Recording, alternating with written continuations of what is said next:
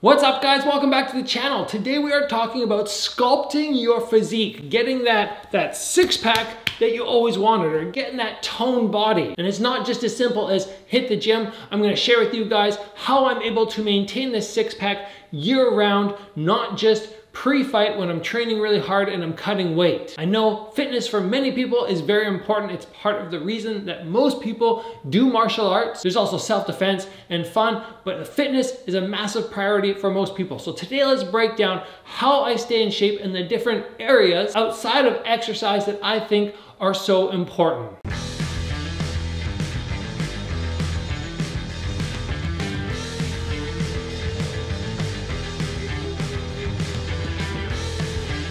On the thumbnail for this video, you guys probably saw the carving or the statue of the guy with the obese lower body chiseling himself out, working away, improving himself. And that is a big avenue of actually getting in shape. You can't just go, oh, I want to be in shape and it'll happen. It takes time, it takes effort, and it's all up to you. But I'm here to help you guys and let you know what I do to keep my body in shape. So let's get started. And of our 4 points, we're going to start with exercise, and then we're going to get into the other ones that people often forget. So for our exercise, I want to talk about how many hours a day, how many days off you should be taking. And I'm just sharing with you guys what I have used for the last 20 years that has allowed me to stay in shape throughout the entire year. No ups and downs, just consistently staying in shape. And for me, it means 6 days of training a week, 1 day off on Sundays. Now, that doesn't mean that you guys have to be training 6 days a week, but I would say 5 on, 2 off is a very, very good number to make sure that you're not allowing yourself to decline too much on those days off. If you start going to 4 days on and 3 days off, that's no good. But what I want to talk about in particular is the amount of time you need to put in, because we see a lot of high-level athletes putting in somewhere between 3 and 4 and 5 hours of training per day.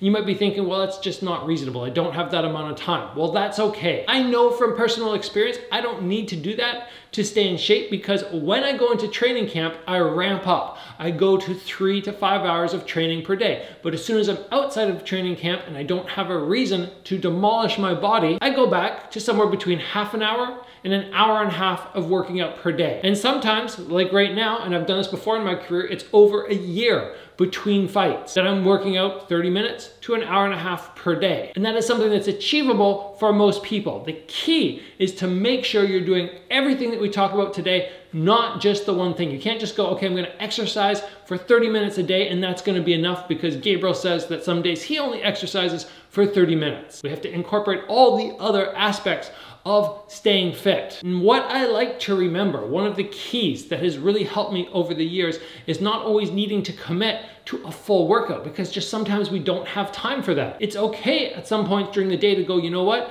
I only have time for a 40-minute session later tonight, but I want more exercise than that. So I like to call them impromptu workouts. I'll do these very frequently throughout the day. Sometimes between 1 and 3 times per day, I'll go, okay, I have 20 minutes, which gives me maybe 10 minutes to just burst off a little bit of exercise. I'll just give myself a challenge. We're gonna go for 200 push-ups, and I'm gonna give myself 5 minutes to do it. Or right now we're busting out 50 burpees. Or I'm running back to the bag and I'm gonna do 3 rounds of bag work. And I used to do this when I was working full time and I was in school. I would go, okay, you know what? This is my lunch break. Instead of sitting down and eating, I'm just gonna hoover down the food, not take a lot of time, and I'm gonna go and get some exercise. And it really works for me, and it should work for you guys. Now, obviously there's different types of exercises. There's weightlifting, there's cardio training, there's so many different avenues, but I'm gonna tell you guys what I've been doing for all these years. I'm not obviously a big guy and I'm not lifting weights. I like getting my heart rate really high. That's the thing that I like to do. And like I said, even if it's only a 10-minute workout, I'm gonna shoot my heart rate up for a very short period of time, but I find that just increases my metabolism throughout the rest of the day, especially if I'm doing multiple impromptu workouts. Like I roll out of bed, I take maybe 5 or 10 minutes to wake up, and then I just do a 5-10 minute workout, especially if I know my only other workout during the day is at nighttime, in the evening. But I want to get my metabolism up early, so I just get a little blast. It works for me, guys. It allows you to still have your normal life. You don't need to commit 2 or 3 hours a day. I mean, if you have that amount of time, that's amazing. And you love it, obviously do it. But if you're somebody who's working full time, you have a family, 10 minutes in the morning, 40 minutes at night, boom, you're good. It works for me. And as I already mentioned, 1 to 2 days off max per week. Your body needs to move every day. It does not need maybe 2 days of exercise per week. That's not enough to achieve the body that you want. So let's move on from here and let's talk about diet. This is such an interesting area because everybody has such different opinions on it. Again, I'm just gonna give you what I've been doing throughout the years. And the first thing is avoiding big meals. I know a lot of people go, okay, I eat 2 meals per day or 1 meal per day, and it's enormous and it's massive. But for me, I like the grazing approach. I go for maybe a little meal for breakfast and then a snack, and then a smaller meal for lunch, and then a snack. And then I have dinner, which is again a little smaller, and then a snack. And sometimes even in between those snacks, I'm just nibbling on little things. Try to avoid eating massive meals where you just feel weighed down and you're really full. I hate that feeling. I don't think it's good for your body. I like smaller meals where at any point, you know, let's say we already talked about fitness, I finish my meal, 20 minutes later I go, oh, I want to do an impromptu workout. I'm able to because I'm not over full. I'm feeling good, I'm feeling sharp, and it's just something that allows me to not overeat as well. And the thing about big meals is they're gonna stretch your stomach cavity out, whereas small meals allow my stomach to stay very tiny, so that when I do eat even a medium-sized meal, I'm going, whoo, oh, I'm really filled up. And this actually becomes an issue for me a lot of times when I finish my weight cut. I get on the scale, I make weight, and then I have to go and eat a lot of food, but my stomach is just so small that I have trouble putting back a big meal. I kind of have to do one regular size meal in 2 or 3 sittings over a couple hours. And I like this approach. Just get that stomach size down. You don't need to eat as much food to feel like you're satisfied. I've been telling my wife for years that the way I go about really staying fit, really staying trim, is making sure that I stop eating when I'm satisfied. I don't go to that point where I'm full. I stop when I'm satisfied. In terms of what you should be eating, well, that's really up to you. I avoid pretty much all junk food. And if I am gonna eat junk food, it needs to be something that's sort of a healthier junk food, but that's still got the same amount of calories and sugar. It's just sort of organic sugar, so I'm not putting dyes and artificial flavors and all that into my body. So it's important for me to remember that if I am gonna have something that's unhealthy, that's high in calories, that's really not gonna benefit my body, something high in sugar, that I just do it in very small amounts. Like I'm gonna have 1 cookie tonight and that's it. But when you get used to not putting a lot of sugar and stuff like that in your body, 1 cookie is enough. You finish it and you're like, whoa, I don't feel that great anymore. Whereas when you get used to eating that type of food, you start packing the pounds in fat on, and you can just eat more and more and more of it. Your body craves that sugar. So just do yourself a favor. Everything in moderation. Don't overindulge. That's my go-to attitude for sculpting your physique in terms of diet. Next, number 3, on how you're gonna sculpt your physique, we're talking about sleep. Sleep is such an important one that I think a lot of people don't think about, and the main thing that I've noticed throughout the years is when I don't sleep, I'm eating.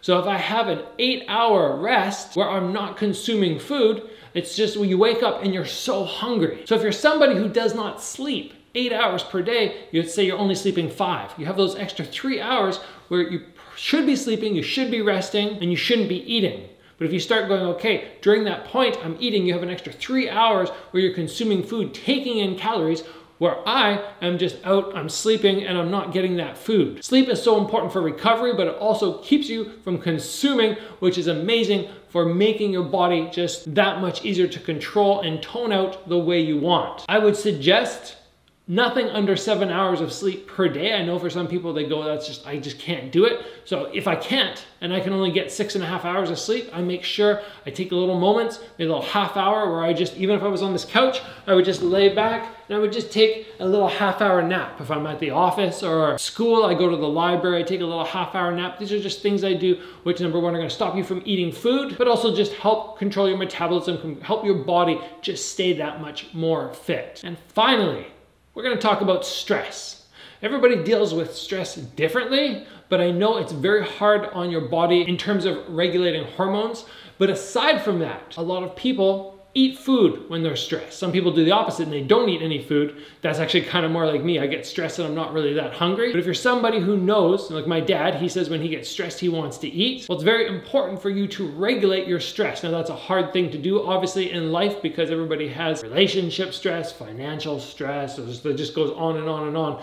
But taking time out to do something that reduces your stress is gonna help you just create that body which you want. For me, Luckily, it's exercise. Exercise reduces my stress. Well, if I am stressed about something, I go and do something active. It makes me happier, raises my energy levels up, and just makes me that much more happy with life. And I can see for most people from there, then they're not going to be going, okay, I have to go and stress eat. It's just something overall that is very good to regulate, to be very aware of. If you're not aware of your stress, it's going to be very difficult to regulate it and know where you are and how it's affecting you. So really trying to take time throughout the day or each week to just go, okay, how did I do this week? How stressed am I? How am I dealing with this stress? Very important, and something that I hope you guys will really now start just dialing into and making sure you have it under control. Something that I obviously have had throughout my entire career is fight stress of performing, the anxiety of competing, getting hurt, whatever really bothers me, but I've gotten very good at controlling it. So now it's to the point